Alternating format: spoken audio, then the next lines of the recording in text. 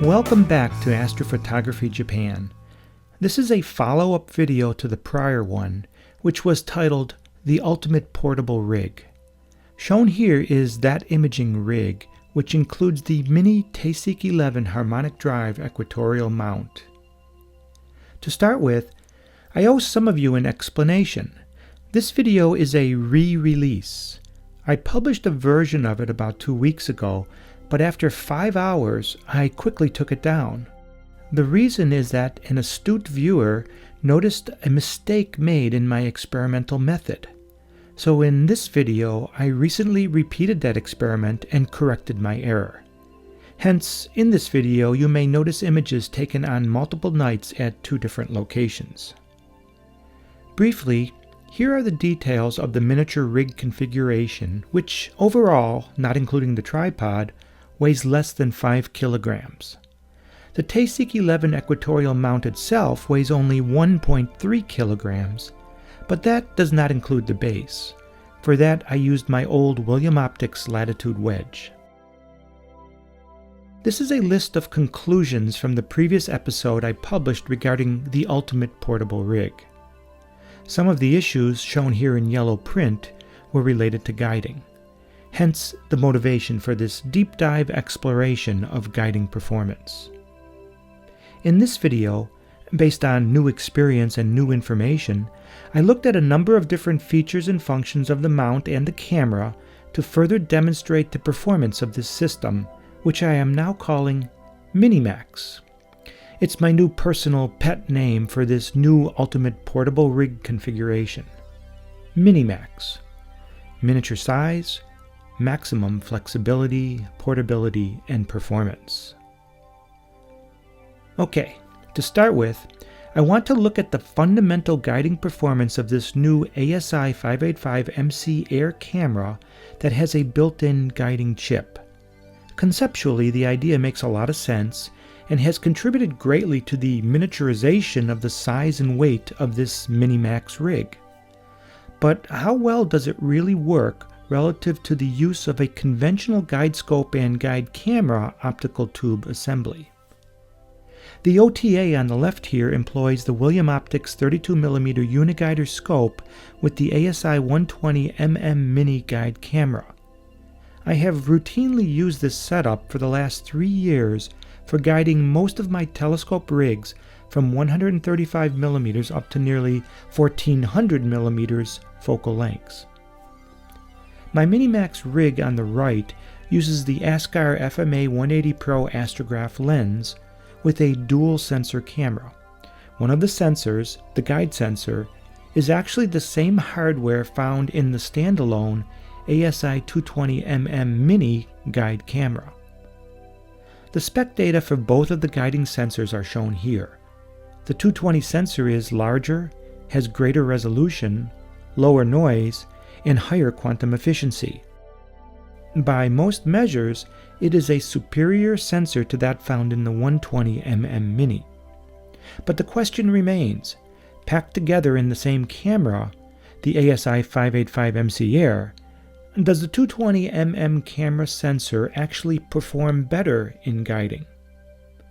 Let's do a head-to-head comparison by putting these on the same rig using the TeSeek 11 equatorial mount.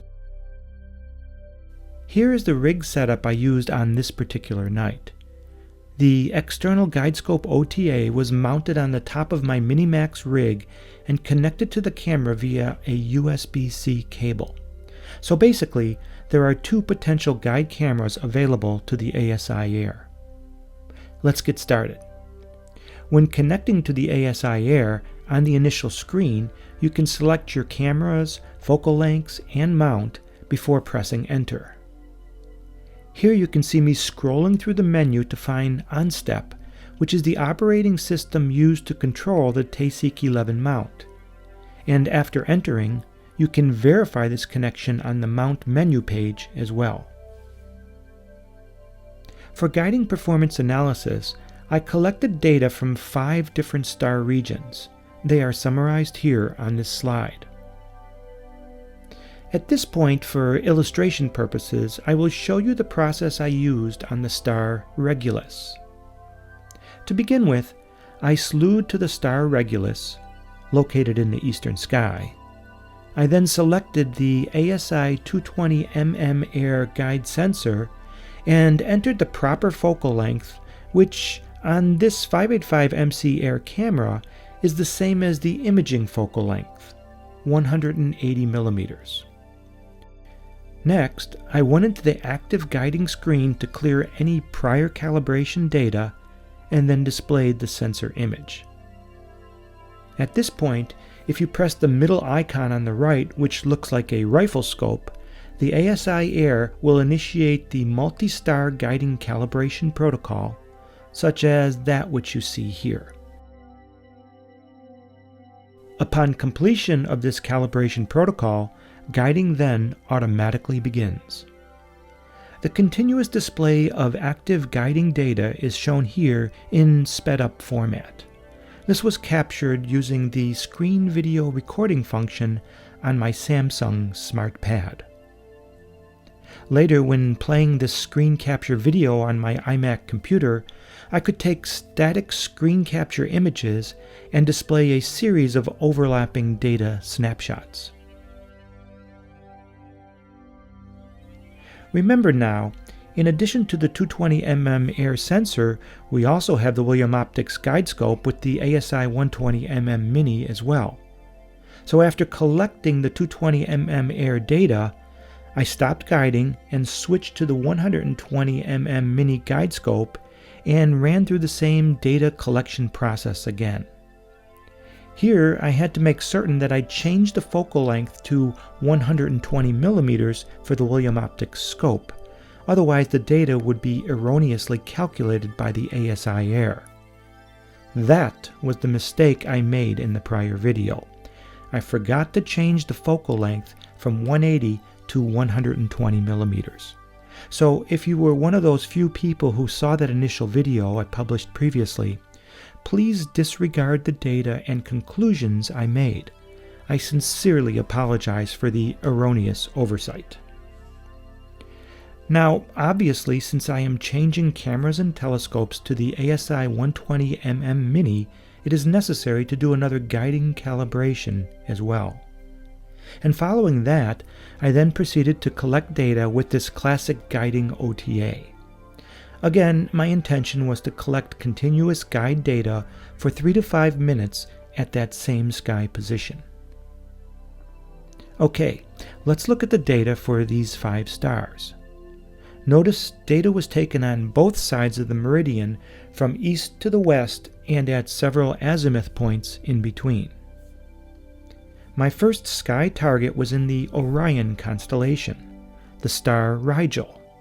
It was in the southwest at 39 degrees altitude when I started imaging it from 2:33 a.m. And in all cases like here, I will first show you the data collected on the ASI220mm Air sensor, followed by the 120mm Mini. Each overlapping guiding trace above was taken at the X200 scale, which means from left edge to right edge, exactly 200 data points for DEC and RA are displayed. And yeah, I counted the data points in real time, one by one, to verify this fact. Also, since I set the guide camera to take one image every 0.5 seconds, then each guiding trace is exactly 100 seconds in duration. The numbers displayed at the end of each snippet represent the average values of the prior 200 guiding corrections made by the computer. It is expressed as root mean squared, or RMS values. So the total represents the RMS arcsecond guiding accuracy across those prior 100 seconds. My idea was to simply average these total values to generate one measurement representing the entire run. In this case, the guiding accuracy by the ASI585MC Air internal guiding sensor was 1.11 arcseconds. To my knowledge, with the ASI Air software, there's no direct way to get at the full guiding data for any imaging session. This is the only way I could figure out how to estimate the guiding efficiency across the entire run. This 1.11 arcsecond number is conceivable, especially considering this night had some pretty good seeing conditions that could allow for these values. The value is also pretty darn good for a $400 harmonic drive equatorial mount, don't you think? Now, let's look at the data collected from the ASI120 Mini and the William Optics guide scope. This data was collected immediately after the prior run, and once again, I got about 800 data points, or over 6 minutes of data. 1 down, 4 targets to go. My next target was also in the west, and that was Aldebaran. The star was at 49 degrees altitude when I started imaging it at 2:53 a.m.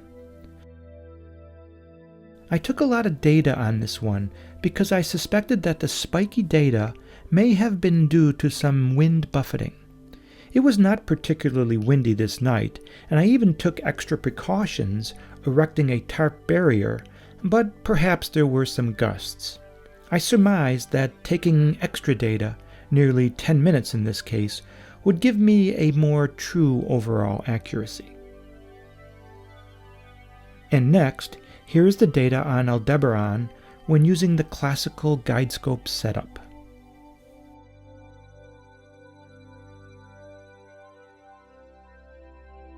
For the next star, I crossed the Meridian back to the east. My target was Regulus. You saw the actual guiding data earlier. This is the data captured by the 220mm sensor in the ASI585MC Air camera. And here are the RMS values on Regulus when using the 120mm Mini classical guidescope configuration.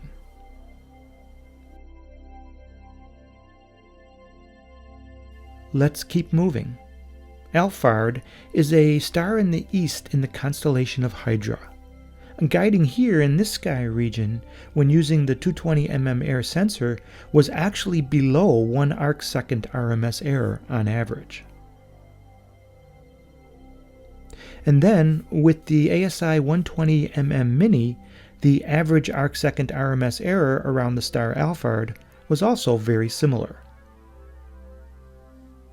At this point, I noticed the time was 4 o'clock in the morning, and I felt comfortable that I had enough data, and I was curious to see if Comet 3I Atlas could be imaged. So I took a little break from my experiment and looked for the comet in the menu of the ASI Air.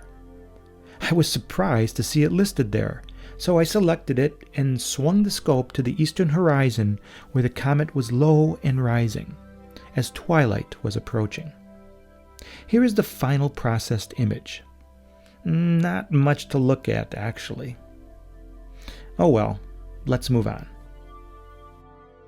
By now, the sky was starting to brighten in the east, but what the heck, I sent my MiniMax scope back to the west and targeted Betelgeuse.